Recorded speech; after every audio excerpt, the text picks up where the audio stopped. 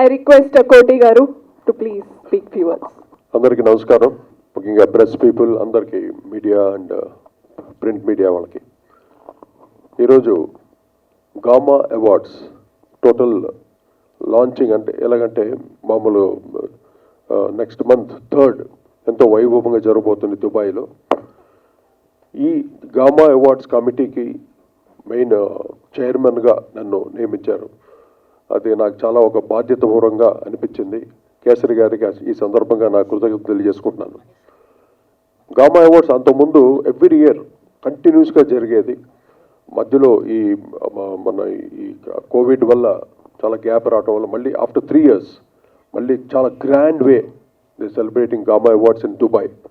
అంటే three years 2001, 2002, 2023 సంబంధించిన massive super duper hits, మన టాలీవుడ్ హిట్స్ ఫిలిమ్స్ అన్నిటికీ, కంపోజర్స్కి, సింగర్స్కి, డైరెక్టర్స్కి, హీరోస్కి, అందరికీ టోటల్ టెక్నీషియన్స్ సంబంధించిన అవార్డ్స్ అన్ని గామా అవార్డ్స్ ఇవ్వబోతుంది. గామా అవార్డ్స్ అంటే సామాన్యంగా తీసి పారేయకండి. This most prestigious award.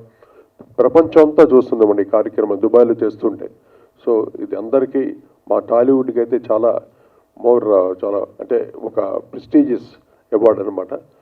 నాకు ఐఎమ్ సో హ్యాపీ టుడే. అందరూ స్టార్ ప్రొడ్యూసర్ దానయ్య గారు ఉన్నారు ఇక్కడ, అలాగే వండర్ఫుల్ మా హీరోయిన్ బ్యూటీ క్వీన్ మా డింపుల్ హయాతి అండ్ మా రఘు కుంచే, మా ఆదిత్య, అందరు మిగతా వాళ్ళందరికీ వేదికను అందించిన ప్రతి ఒక్కరికి నా హృదయపూర్వక ధన్యవాదాలు తెలియజేసుకుంటున్నాను.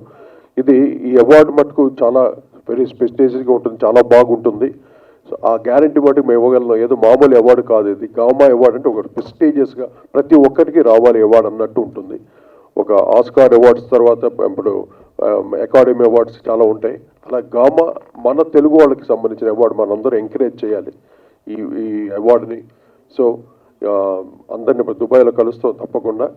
ఈ సెలబ్రేషన్ చాలా గ్రాండ్ సక్సెస్ అవ్వాలని మీరందరూ బ్లెస్ చేయవలసిన కోరుకుంటూ సెలవు తీసుకుంటాను. అలాగే కేసరి గారికి అండ్ మా సౌరభ్కి ఆల్ ది వెరీ బెస్ట్.